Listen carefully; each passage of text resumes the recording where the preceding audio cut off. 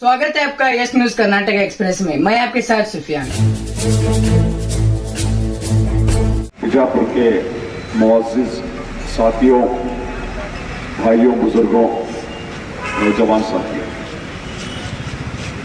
Social democratic party of India, जैसा ही आप जानते हैं, 14 साल से अवाम की, मजलूमों की, SC ST की, OBC की हर मुद्दा लेकर उनका हुकूक के लिए हम लड़ते आए। ये पार्टी सिर्फ और सिर्फ इलेक्शन को आना, इलेक्शन के वक्त को जाना या उसके बाद गायब हो जाना ऐसा पार्टी नहीं है।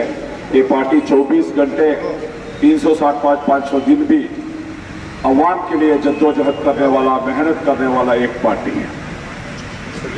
अभी जो ये जाता है सोशल जस्टिस के लिए, चलो बेलगाम अंबेडकर जाता, बहुत बड़ी उम्दा और अहम मकसद लेकर हम ये जाता बेंगलुरु के विधानसौधा से दिसंबर 6 तारीख को शुरू किए। उधर से बहुत सारे डिस्ट्रिक्टों को आते हुए आज बीजापुर पहुंचे हैं। ये जाता का मकसद क्या है? आप पूछेंगे आप बेलगाम क्यों जा रहे हैं, क्या मकसद है? बेलगाम में हमारे 224 MLA, 35 मिनिस्टर बैठ के इस रियासत का हर मुद्दे पर चर्चा कर रहे हैं। तो हम ये मांग करते हैं ये जो अहम मुद्दा है ये चर्चा करें। क्या है हमारा मुद्दा? देखिए, कांतराज कमीशन कर्नाटक के तमाम फैमिली का एक सर्वे किया। 50 को 5 क्वेश्चनेयर था। हर घर का समाजी हालात क्या है, मासी हालात क्या है, सियासत में उनका कितना हिस्सेदारी है, ये तमाम चीजें, क्या इनको पक्का घर है या कच्चा घर है, ये स्लम में जीते हैं या इनको गवर्नमेंट जॉब में है, प्राइवेट जॉब में है, इनको जमीन है या नहीं है, ये तमाम चीजें 55 क्वेश्चन। ये रिपोर्ट आए तो क्या होता है? ये रिपोर्ट आ गया तो बहुत बड़ा एक इनकलाब होता है। आपको याद दिलाना चाहता हूं, जब मंडल कमीशन रिपोर्ट इस देश में आया था, बहुत बड़ा एक इनकलाब आया था बैकवर्ड क्लास का, पॉलिटिक्स का। क्योंकि हम ये मांग करते हैं जिसका जितना जो लोग हैं, अवाम है, उतना हिस्सा उनको मिलना चाहिए। कांतराज कमीशन रिपोर्ट आज रेडी है। अब का जो चेयरमैन जयप्रकाश हेगड़े बार बार मीडिया में बोलते हैं कि हमारा रिपोर्ट रेडी है, फिर लागू क्यों नहीं करते? पब्लिक पे क्यों नहीं लागू? कांग्रेस का उनका ही कुछ MLA ये जो रिपोर्ट को रोकने का एक साजिश करने का। देखिए, राहुल गांधी जी कांग्रेस का जो लीडर है, उन्होंने बताते हैं इंडिया में कैस्ट सेंसस होना चाहिए। कैस्ट सेंसस इस देश का एक्सरे होगा। मगर ये दुगलापन मालूम नहीं हुआ। सेंटर में कैस्ट सेंसस होना बोलते हैं और कर्नाटक में राहुल गांधी का ही कांग्रेस का हुकूमत है। रिपोर्ट रेडी है। राहुल गांधी जी क्या कर्नाटक का एक्सरे रिपोर्ट हमको दिखाएंगे? कब दिखाएंगे ये बोलना। आपका ही एक MLA शामनूर शिवशंकरप्पा बोलते हैं हम इसको लागू करने नहीं देंगे। क्या है ये हिपोक्रेसी? कांग्रेस का राहुल गांधी का एक बात बोलते हैं, उसका खिलाफ आपका ही MLA बोलते हैं। तो हम ये मांग करते हैं कि फौरन कांतराज कमीशन रिपोर्ट को एक्सेप्ट करना है, उसके ऊपर डिबेट होना है और उसको पब्लिश करना। असेंबली होता है डिबेट करने, असेंबली होता है चर्चा करने के लिए। अभी इनका क्या है, बहुत सारे क्वेश्चंस उसमें क्या है, वो जो ओरिजिनल रिपोर्ट है वो मिसिंग है। कौन सी दुनिया में हम लोग? ये पूरा कंप्यूटराइज्ड है, डिजिटलाइज्ड है। ये कॉपी चलेगा तो 10 कॉपी निकाल सकते हैं। ये सब इस रिपोर्ट को डाइल्यूट करने का एक साजिश है, हम समझना है। तो हम ये मांग करते हैं कि इस रिपोर्ट को फौरन इसको एक्सेप्ट करके इसको चर्चे पर लाए। हमारा दूसरा मुद्दा मुसलमानों का 2B रिजर्वेशन। 30 साल से कर्नाटक में 1 करोड़ आबादी रहने वाले मुसलमान को 4% रिजर्वेशन था। हमारे बच्चों को एजुकेशन में दाखिल करने के लिए और हमारे नौजवान गवर्नमेंट को जॉब को जाने के लिए इसमें फायदा होता है। अगर कर्नाटक में 100 जॉब डिक्लेयर होगा, 100 सब इंस्पेक्टर का जॉब डिक्लेयर हो गया तो 4 तो कम से कम 4 तो मिलता। समझ में आ रहा? वैसा ही हर बच्चों को एडमिशन में मेडिकल में हो या लॉ में हो 4 तो पक्का मिलता रिजर्वेशन का जरिए। मगर बीजेपी का हुकूमत जो नफरत का सियासत करे, मुसलमानों को नफरत करने के जो साजिश से ये लोग ये जो 2B रिजर्वेशन को निकाला, ये एक नफरत है, दूसरा कुछ नहीं। कैसे निकाला जानना चाहिए हमारे नौजवान लोग, उलेमा लोग। बयान करना है आपको, असल मुद्दे पे बयान करना क्या है।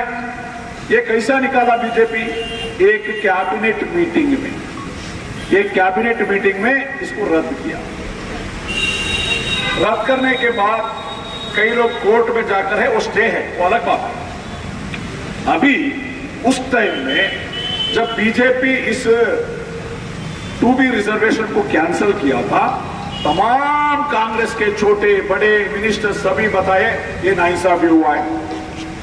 बोला ये नहीं बोला? नाइंसाफी हुआ है। जहां तक बोले हमारा हुकूमत आएगा हम इसको लागू करेंगे। उसी दिन डीके शिव कुमार का बयान उठा के देखो आप, उन्होंने बताया हम लोग उसी दिन, जिस दिन हमारा गवर्नमेंट आएगा उसी दिन इसको लागू करेंगे। इनका एडवर्टाइजमेंट देखेंगे आप मीडिया में, हाँ फ्लक्स में ನುಡಿದಂತೆ ನಡೆದಿದ್ದೇವೆ। ಮಾನ್ಯ ಡಿಕೆ ಶಿವಕುಮಾರ್ ಅವರೇ, ಎಲ್ಲಿ ನೀವು ನುಡಿದಂತೆ ನಡೆದಿದ್ದೀರಿ? ನಿಮ್ಮ ಮಾತು ನಾವು ಸರ್ಕಾರ ಅಧಿಕಾರಕ್ಕೆ ಬಂದ್ರೆ 2B ಮುಸ್ಲಿಮರ ಮೀಸಲಾತಿಯನ್ನ ಅದೇ ದಿನ ತರ್ತೀವಿ ಅಂತ ಹೇಳಿದ್ರೆ 6 ತಿಂಗಳಾಯ್ತು, ಕೊಟ್ಟ ಮಾತು ತಪ್ಪಿದಿರಿ ನೀವು। ಬೋರ್ಡ್ ಹಾಕೋಬೇಡಿ ನುಡಿದಂತೆ ನಡೆದಿದ್ದೇವೆ ಅಂತ ಸಿದ್ದರಾಮಣ್ಣ, ಬೋರ್ಡ್ ಹಾಕೊಳ್ಬೇಡಿ, ನಾಚಿಕೆ ಆಗ್ಬೇಕು ನಿಮಗೆ। 1 ಕೋಟಿ ಮುಸಲ್ಮಾನರಲ್ಲಿ 50 ಲಕ್ಷ ಮುಸಲ್ಮಾನರು ವೋಟ್ ಕೊಟ್ಟಿದ್ದಾರೆ ನಿಮ್ಗೆ। 92% वोट डाले हम लोग, 92% वोट डाले हमें। इस गवर्नमेंट को 6 महीना हो गया। करना क्या है इन लोग? एक कैबिनेट मीटिंग में 15 मिनट का काम है, समझ रहे आप लोग? 15 मिनट में जो डिसीजन बीजेपी ने लिया था उसको रद्द करना। ये होता है नहीं होता है? मीडिया वाले बताना होता है या नहीं होता है? मीडिया वाले चर्चा करना इस मुद्दे पर। क्या मालूम है आपको? बीजेपी का हुकूमत डीके शिव कुमार का खिलाफ एक सीबीआई इंक्वायरी होना बोलकर करप्शन का खिलाफ क्या करे, एक कैबिनेट मीटिंग में पास करे थे। समझ में? अभी कांग्रेस का हुकूमत आया, क्या करे? ये कैबिनेट मीटिंग बैठ के डीके शिव कुमार को जो रेकमेंड किए थे सीबीआई इंक्वायरी को, उसको रद्द करे या नहीं करे? इनका मिनिस्टर के लिए ये काम कर सकते हैं तो 1 करोड़ मुस्लिम आबादी के लिए एक कैबिनेट मीटिंग में इसको रद्द क्यों नहीं करते? ये पूछना चाहिए हर वो उलेमा, हर वो नौजवान और मीडिया वाले पूछना चाहिए। पूछो सोशल मीडिया में, ट्वीट करो, टैग करो डीके शिव कुमार को, सीएम को। हंगामा होना चाहिए। 1 करोड़ मुसलमान का मांग है। फिर बताते हैं मेन स्ट्रीम में नहीं आते, मुसलमान मेन स्ट्रीम में नहीं आते। शर्म नहीं आता तुम लोगों को? कभी छोड़े आप लोग मेन स्ट्रीम आने के लिए? हम लोग को छोड़े आप मेन स्ट्रीम आने के लिए? हमको दबा के रख दिया आप लोग। बीजेपी को दिखा के डरा कर दबा कर रखे आप। समझना चाहिए खो। दूसरी मांग हमारा यह है 2B रिजर्वेशन को रेस्टोर करो। और जो 4% है ये काफी नहीं। 17% मुसलमान है, 4% दे रहे। आपको और एक बहुत अफसोस की एक किस्सा सुनाता हूं। सेंट्रल हुकूमत ने अपर कास्ट के लिए 10% रिजर्वेशन किया। कितना? ये जो अपर कास्ट ब्राह्मण, बनिया, जो भी मुदलियार हो, ये वैश्या हो, तमाम लोग कभी भी रिजर्वेशन के लिए नहीं पूछे, एक इhtजाज नहीं करे, एक एप्लीकेशन नहीं डाले, एक जद्दोजहद नहीं करे, उनको 10%।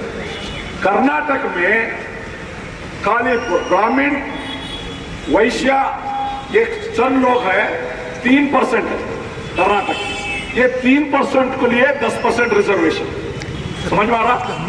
3% है क्योंकि उसका एक कंडीशन है, ईडब्ल्यूएस का रिजर्वेशन का एक कंडीशन है। क्या कंडीशन है? जो कम्युनिटी बैकवर्ड क्लास का लिस्ट में नहीं है वही एलिजिबल होते हैं उसको लेने के लिए। कर्नाटक का बैकवर्ड क्लास लिस्ट में लिंगायत है, वक्कलिगे है, कुर्बा है, मुसलमान है, एससी है, एसटी है, तिगड़ा, सब लोग। सिर्फ कौन नहीं है? वैश्य नहीं है, ब्राह्मण नहीं है। 1% कितना? 3%। सोशल जस्टिस देखो, 3% वाले को 10% रिजर्वेशन, 17% वाले को कितना? 4% रिजर्वेशन। सोशल जस्टिस का बात करते हैं ಸಿದ್ದರಾಮಯ್ಯ ಅವರೇ, सामाजिक न्याय माताಡ್ತಿರಲ್ रही इधे ना न्याय। तीसरा हमारा मान, जो SC ST का इंटरनल रिजर्वेशन, SC ST के लिए जो बाबा साहेब साहब जो संविधान में दिया है रिजर्वेशन, मगर अफसोस इस बात के इस 70 साल में वो जो रिजर्वेशन है ना, ये रिजर्वेशन उनका ही कम्युनिटी का अपर लोग लेते, जो अनटचेबल्स है, छोटे छोटे कौम है, इनको नहीं मिल रहा, समझ में आ रहा है? जो शक्तिमान है वो ले लेते हैं, जो नीचे का तबका मिल रहा है। हाँ रिजर्वेशन है, मिल रहा है। खाना प्लेट में, समझ में आ रहा? दस्तर खाना बिछाया, खाना सब है, मगर खाते खोल गरीब को नहीं मिल रहा, समझ में आ रहा है तुमने? इसलिए 30 साल से ये जो कम्युनिटी हमारे भाया इंटरनल रिजर्वेशन दो। इंटरनल रिजर्वेशन का मतलब जो कम्युनिटी कितने हैं आबादी उतना भी। 30 साल से जद्दोजहद, तो उसके लिए एक कमीशन आया, Sadashiv commission, justice Sadashiv commission. Sadashiv commission ने बहुत क्लियरली साइंटिफिकली बताया जिस जिस कम्युनिटी का कितना आबादी है उनको रिकमेंडेशन। तो हम मांग करते हैं सदाशिव कमीशन रिपोर्ट असेंबली में डिबेट होना चाहिए। बीजेपी को हुकूमत में भेज दिया तरातुरी में, डिबेट नहीं हुआ। डिबेट नहीं, पब्लिक में डिबेट होना, असेंबली में डिबेट होना, मीडिया में डिबेट होना, पब्लिक में डिबेट होना, उसके बाद सेंट्रल हुकूमत को उसको रेकमेंड करना सदाशिव कमीशन रिपोर्ट। ये 3 अवाम की मजलूमों की मुद्दा लेकर हम लोग बेलगाम जा रहे हैं। ये अहम मुद्दे जो गवर्नमेंट तक सुनाने के लिए बहुत बड़ा हमारा तादाद में हम लोग बेलगाम जा रहे हैं। तो तमाम बीजापुर के बासिंदों को, उलमा किराम को, नौजवानों को मेरा रिक्वेस्ट है, 11 तारीख को 10 बजे हमारा एक बेहतरीन हमारा जाता निकलेगा और हमारा आवाज को हम लोग ऐवानों तक पहुंचाएंगे। उस टाइम में आप तमाम लोग आना है। देखो एक याद रखो, बिना जद्दोजहद से, बिना कुर्बानियों से कोई काम होने वाला नहीं। तारीख गवाह है, तारीख गवाह है नहीं, तारीख गवाह है। बिना जद्दोजहद से, बिना कुर्बानी से कोई हमारे काम होने वाला नहीं। समझ कर रहना, पढ़कर रहना। तो क्या करना होगा आप लोगों को? 11 तारीख को 10 बजे पहुंचना होगा बेलगाम। पहुंचेंगे? मैं उम्मीद करता हूं आप लोग एक मकसद को समझेंगे और तमाम लोग इस मुद्दे पर हम लोग हमारा साथ देंगे। हम रुकने वाले नहीं हैं, हम रुकने वाले नहीं हैं।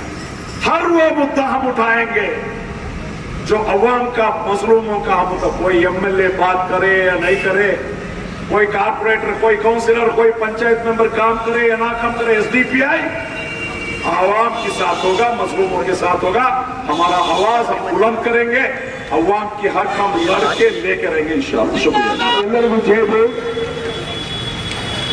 ಕರ್ನಾಟಕ ರಾಜ್ಯದಲ್ಲಿ, ಭಾರತ ದೇಶದಲ್ಲಿ ಏನಾದರೂ ಪಡೆದುಕೊಳ್ಳಬೇಕಂದ್ರೆ ಅದು ಹೋರಾಟದ ಮೂಲಕವೇ ಅಂತ ಪದೇ ಪದೇ ಸಾಬೀತಾಗ್ತಾ ಇದೆ.